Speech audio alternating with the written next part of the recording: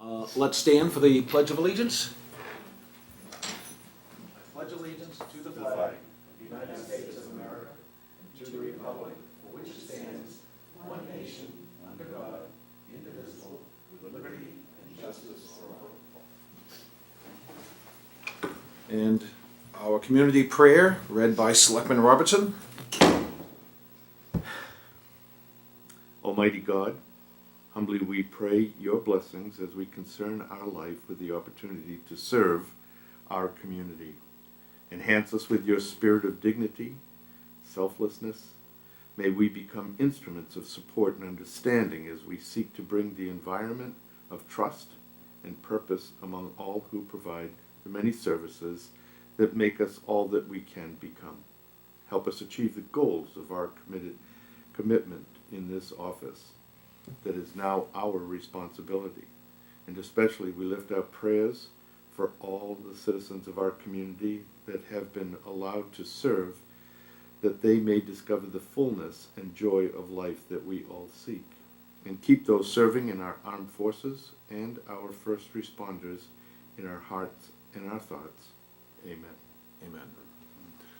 This meeting is being cablecast by Area 58 Community Access Media, Channel 15. There are openings on several committees. Please refer to the Board of Selectmen page on our website for a listing and application. And now, as we do before every meeting, if there are any citizens that would like to speak to the Board of Selectmen, we allot 10 minutes at the start of every meeting and invite you to come up and take no more than 3 minutes to give other people opportunity to speak. And advise the selectmen what you'd like to talk about, giving your name and address. And was there anyone that wanted to step forward? There being none, we'll move on to bonding approval. This will be a vote to approve the sale of the general obligation municipal purpose bond dated October 4th, 2018. Mr. Milanowski, do you want to bring us up to speed as to what this represents? Yes, I'm going to pass out these documents, but I have Lori and Meg come up and describe what all these are. It's very important that everything gets signed here appropriately. So there's many tabs on this. I'm going to put together in packets. But this is the vote that you'll actually be reading into the records. And then once you get your packet signed, you can send it to the next person.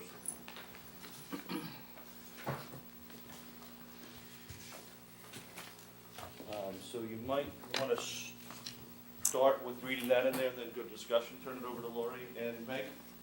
Okay. Who is the official clerk of the Board of Selectmen? Well, I think that would be you since you're the chairman today. Is the It used to be chair the normally the youngest clerk? member. Pardon me?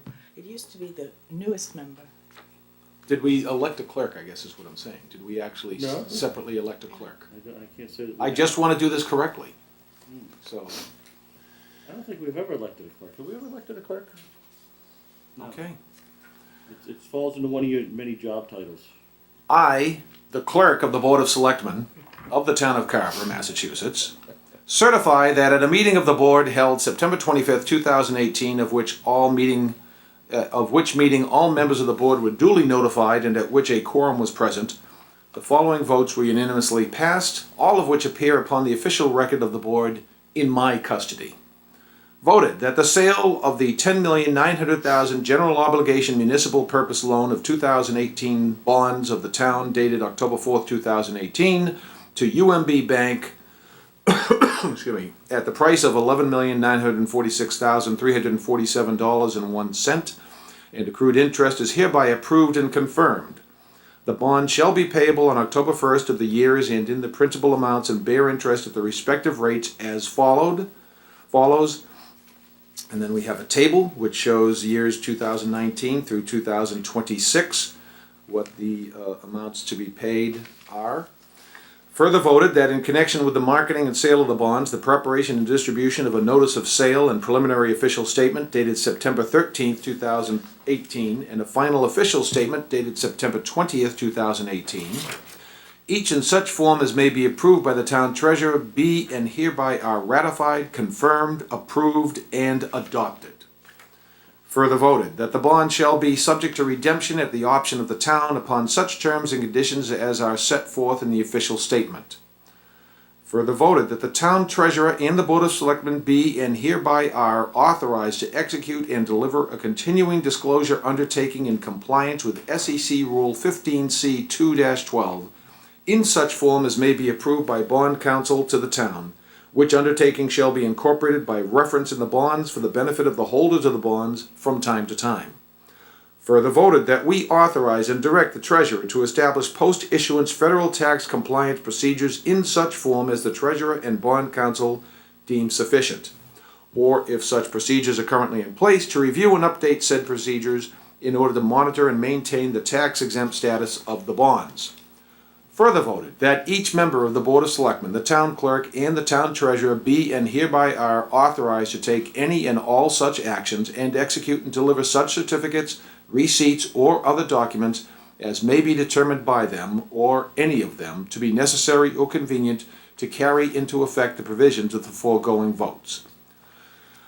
I further certify that the votes were taken at a meeting open to the public, that no vote was taken by secret ballot, that a notice stating the place, date, time, and agenda for the meeting, which agenda included the adoption of the above votes, was filed with the town clerk, and a copy thereof posted in a manner conspicuously visible to the public at all hours in or on the municipal building that the office of the town clerk is located, or, if applicable, in accordance with an alternative method of notice prescribed or approved by the Attorney General as set forth in 940 29.032B, at least 48 hours, not including Saturdays, Sundays, and legal holidays, prior to the time of the meeting, and remain so posted at the time of the meeting, that no deliberations or decision in connection with the sale of the notes were taken in executive session, all in accordance with General Law, Chapter 30A, Sections 18 to 25, as amended. I forgot to say CMR. In 940 CMR 29-032B, in a prior reference. Does someone want to make that motion? I'll make that motion. Is there a second? One second. Further discussion? Mr. Malinowski, or Turn over to Lori and Meg. Treasurer and Finance Director. So the Microphone, bonds please. went, I'm sorry. No, you need to pull that right in tight. So the bonds went out to bid on September 13th for $11,855,000. We received 6 bids with UMB Bank winning the bid with the interest rate of 2.787573. We did have a premium of $1,072,042.45, and of that,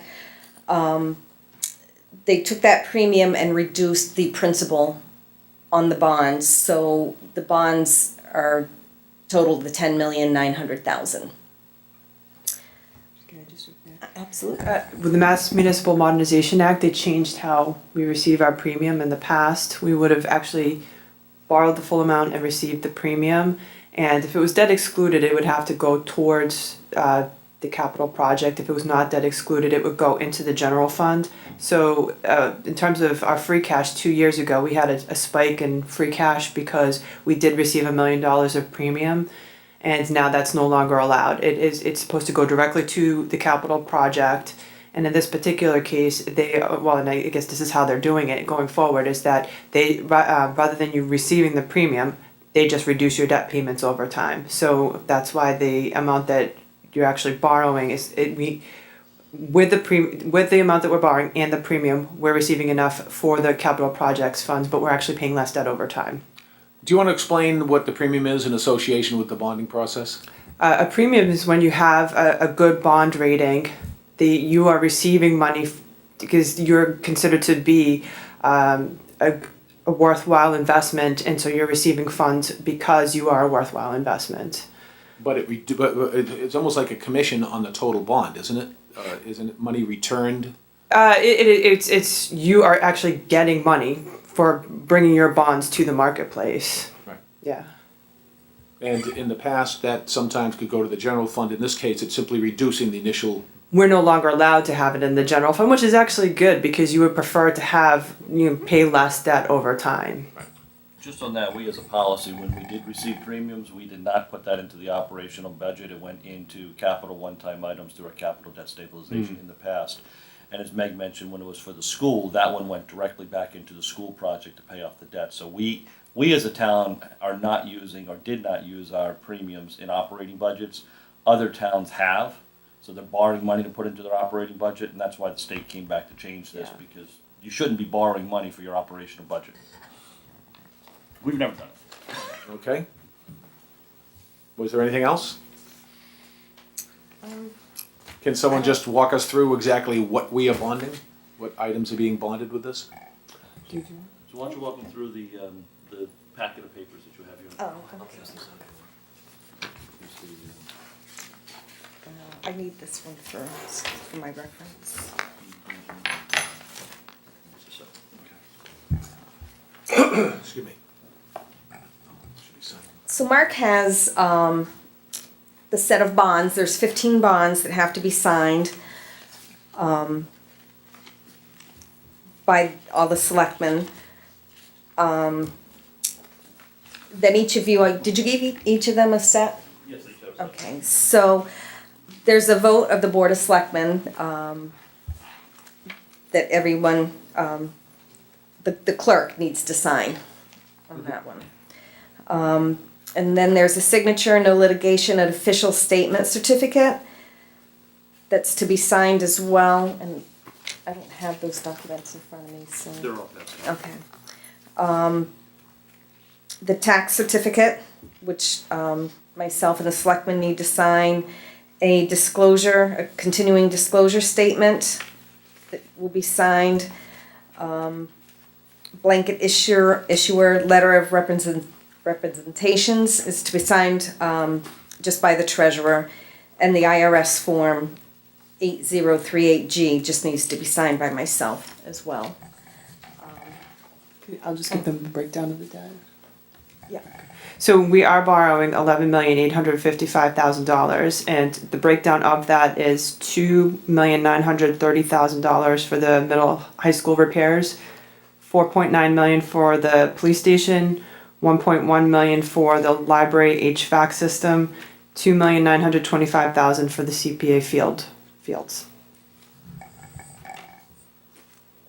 And the CPA is gonna pay back the portion of interest due from this borrow. The CPA will pay for their own portion of the debt, and just as an additional point of reference, the CPA debt is being paid back over 10 years.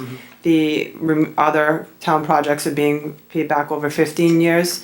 And just as a comparison, because we had our financial advisors give us two borrowing scenarios for 20 years versus 15 years. The total debt service, if we had gone out 20 years, would have been $16,837,625. That's for the town portion. That excludes the CPA. And that if we had gone, and with what we're the financing plan that we're doing now, it was $15,659,000. That's not an exact, because our financing plans that they gave us was using an interest rate of 4%, but just to give you an idea of So how much. are we saving then by doing it 15 years? Yes, What that's- is that, about $1 million? Yes, 1.2 approximately. So just to give you an idea of by going on a shorter period of time. And that ties into our financial policies that state that we should borrow for, the least amount of time that we can reasonably afford it, so that's why we did in those timeframes. One other point is Meg mentioned the field project that's being paid for specifically out of CPA funds is for 10 years. Now, CPA, they authorized us to borrow with a debt payment of up to $350,000. Through this bond offering, our good bond rating, and this competitive bids, we're actually only going to spend about $330,000 per year. So it's going to be $20,000 less than what they authorized. They don't know that yet. And I think we discussed it the other evening that our bond rating came back very positive. There were basically 2 points that were raised relative to it. One was just a community evaluation they do relative to the average worth of every town, and Just as an example, a town like Wellesley or Marion has a greater overall wealth than the town of Carver does, and so that's taken into account in the bond rating. It ties into the ability of the town to pay the bond back. Not that they're particularly worried that we're not going to be able to pay it back, but simply in the overall scheme of things, as they do their calculations, they assume a richer town by means of per capita income and so forth is in a better position to guarantee the payback of the loan than a town that it doesn't have the same per capita. Yeah, they're like standard market indicators. It is in no way a reflection of the Exactly. town itself. They're very cut and dry because they know nothing about the town of Carver. They're looking at it from a very distant view. So they're just comparing our statistics to other town statistics. Correct. And I think the only other point that was raised was, while they understand that we are paying back our OPEB debt, that they'd like to see us putting more into that. I don't think it had a significant effect on our ultimate rating, but they did put it out there that the future liabilities for that we pay on our retirees, we need to be careful and watch that and try to reduce that debt in the long term. Two other comments. I just want to go back to the interest rate sheet you saw where those 6 bids came in. Those are calculated as true interest cost. So again, that's the blended rate. That's how they come back and compare that, but that's called TIC, true interest cost. And then the last item is I was at a statewide conference yesterday with a bunch of municipal officials, and the Assistant Commissioner of DOR, Sean Cronin, was there, and we were talking about the finances, and actually Zach was there too. And, told him we were going out for our last bond to build the police station within our budget, which also included the fire station, which also included 3 engines, which also included the middle high school, and which has also included the field. And he just thought that was phenomenal that we're able to do that. And then when we started talking about the elementary school, and he also sits on the SBA program, and I was mentioning this to the Lieutenant Governor too, that our cost came in at $2.99 a square foot. They just thought that was phenomenal. So, this all goes into, I think, what the board asked us to prepare is for the Innovation Award from our budgeting process that we'll be submitting to Mass Municipal Association for this winter. And so I think all these things really show how the board, when you established our financial policies, then town meeting adopted them, is that by sticking to them, it shows what can be accomplished. And I think you guys all need a pat on the back for that. I know we're in the signing process, but is there any reason we can't take this vote and complete the signing afterwards? Well, or does this- I really can't comment on that. I have to go back to the experts that have been doing this, and Lori and Meg have been doing, a lot of the work on putting this all together. So I'm gonna ask them that question. Yeah, And, well, then they'll turn to the town clerk. yeah, well, I wanna make sure that we're doing everything on the up and up, so that's fine, yes. It's okay if we vote That's- and then sign? Okay, as long as it's in your presence. Yes. All right, is there any further discussion on the approval of this bond? Being none, all those in favor, please signify by saying aye. Aye. Opposed? The ayes have it, it's unanimous. Thank you very much. Thank you. We'll continue signing. Shall we move on to the next item on the agenda? Thank you. We appreciate you being here today. Thank you. Appointment of election workers. Ms. Doyle, would you like to approach and talk about the appointment of election workers? I wasn't prepared for that one. This is our town clerk, Lynn Doyle. Hi, good morning. So during the primary this year, the presidential primary, I had my election workers reaching out to friends and whatever they could find to recruit additional election workers. We usually recruit them and appoint them by August of every year, but we are a little short-handed. The interest isn't there as much as it used to be. I think it's difficult for people to take an entire, 15-hour day and work an election. People who are young with families have difficulty getting away from their children for that length of time, or their jobs sometimes. So I had my election workers during the state primary grabbing their friends and family members and saying, "Come on, work the election with us." So we have a few what we call emergency appointments because it's beyond the August date. But we are in dire need of getting election workers. We need a big pool of election workers, so when somebody's sick, we have backups, or now that we have early voting, we have 90 some odd hours of coverage that we need to have people working. So it's difficult to get that pool of people and then have them not burnt out by the time the election day comes. So that is why we are doing this. So we have about 7 more people that have signed on board. Ready for my abuse. Now, do we actually have a list of them? Yes. Oh, okay, gotcha. There we go, thank you. That's the back page issue again. All right, what's the pleasure of the board? Make a motion that we approve these. Second. Further discussion? Being none, those in favor, please signify by saying aye. Aye. Opposed? The ayes have it. Thank you Unanimous. very much. Thank you. Thanks, Lynn. Lynn, I just have one quick question for you. There are a bunch of pages in here. Exhibit B's Notice of Failure to File Annual Report. And it doesn't say who should be signing it. Is that Oh, you? for the bonds? There's several of them. I'm not sure. They get those from the financial institutes, I believe. Well, I know it's so- not me that signed it. I don't believe it's me. I think it might be the treasurer or the. They're just not tabbed, that's all. Okay. It would be Exhibit, Yep, if they're not tabbed, don't sign them. right, okay. Very good. Yeah, it's not to be signed. Okay. Lynn, one quick question for you, and I'd rather not do it now, I'd rather do it at a meeting that might be more widely viewed. But I wondered if you'd be willing to come back and perhaps at our next meeting and give us an update on the upcoming election, and also specifically election security and the safety of the votes and Russian hacking and everything that's in the news these days. I think it would be, going into a major election, I think it would be helpful if you could perhaps give us a sort of the sense of what level of securities we have with our voting machines and our voting process. And then maybe talk about, where we're at with our machines and so forth. Yeah, I'd be You wanna happy do to. that? Yep. Okay, can we get Lynn on the next agenda if possible? Thank you. Thank you. Thank you. Take the power to the left, you sign that one. I know, well, No, you need to sign the power. well, I know, but I'm sort of running the meeting, so it's kind of difficult Well, I know, that's to why I help you. The power on the right you can give to Mark. file on the right, give to Mark. Thank God I'm not chewing gum at the same time. All right, minutes, licenses, topics not reasonably anticipated by the chair 48 hours in advance of the meeting.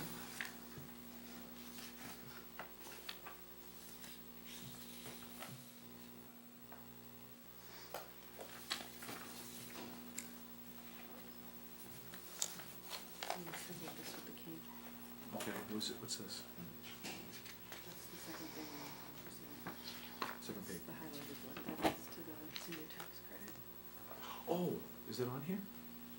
So you wanna do the dedication and then the edits? I gotcha, okay, good, thank you. But there were no minutes and licenses to be considered at this time? Very well. We will move on then to the dedication of the Boston Post cane, which is going to be presented to Evelyn Walsh. Quick history first. In August of 1909, I think, Tom, that was a year or two after your birth? 1909? Mr. Edwin Grozier, publisher of the Boston Post, a newspaper, forwarded to the Board of Selectmen in 700 towns, no cities included, in New England, a gold-headed ebony cane with the request that it be presented with the compliments of the Boston Post to the oldest male citizen of the town, to be used by him as long as he lives or moves from the town, and at his death handed down to the next oldest citizen of the town. The cane would belong to the town and not the man who received it.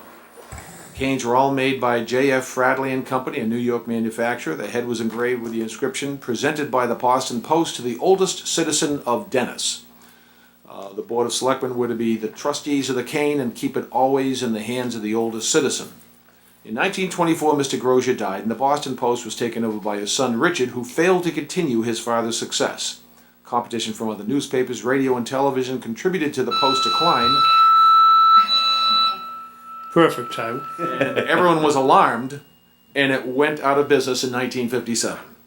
The custom of the Boston Post cane took hold in those towns lucky enough to have canes. As years went by, some of the canes were lost, stolen, taken out of town, and not returned to the selectmen or destroyed by accident. In 1930, after considerable controversy, eligibility for the cane was open to women as well. 10 years after they had the right to vote, they were eligible to be the oldest citizen in town. As of December 15th, 2010, about 320 of the original 700 towns still have the cane. Several years ago, Carver resident Kevin Tracy made a cane in a box that is housed in the Selectmen's meeting room, and also made a cane that can be passed along to each recipient. Carver awarded its first Boston Post cane in 2014 to Vera Ducot? Duso, thank you, who was 105, born on March 22nd, 1909. It is our honor to present the Boston Post cane to Carver's second recipient, Evelyn Walsh. Evelyn was born on November 7th, 2000. I'm going to guess that's 1917? It says 2017, so. Evelyn, only a year old. Evelyn was born on November 7th, 1917 in Lynn, Massachusetts. She married her husband after World War II. She has 2 children, Tom and Joanne, 3 grandchildren, and 8 grandchildren. She resides in South Meadow Village since 1966. And a little 86. What did I say? 66. Okay, 1986, sorry. Thank you. Doing good, though. Yeah, thank you. Little fun fact, Evelyn has never had her driver's license or driven a car. So if I could ask the selectman to step forward. And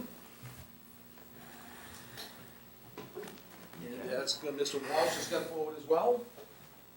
Do you want the certificate also? Thank you, yes, well.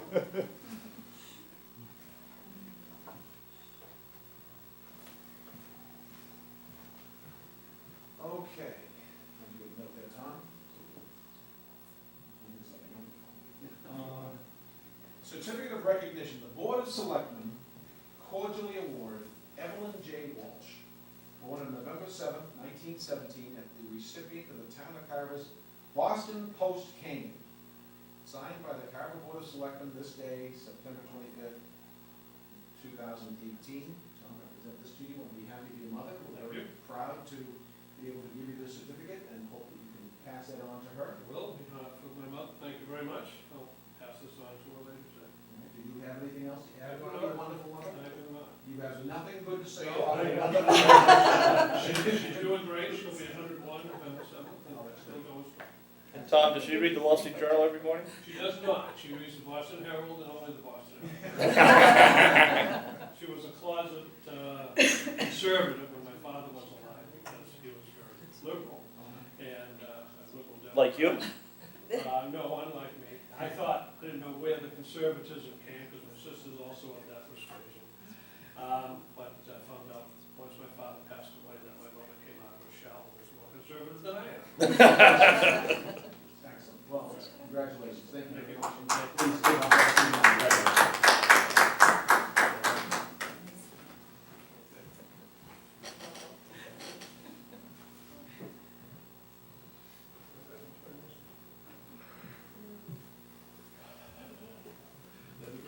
Tom, I look forward to presenting that.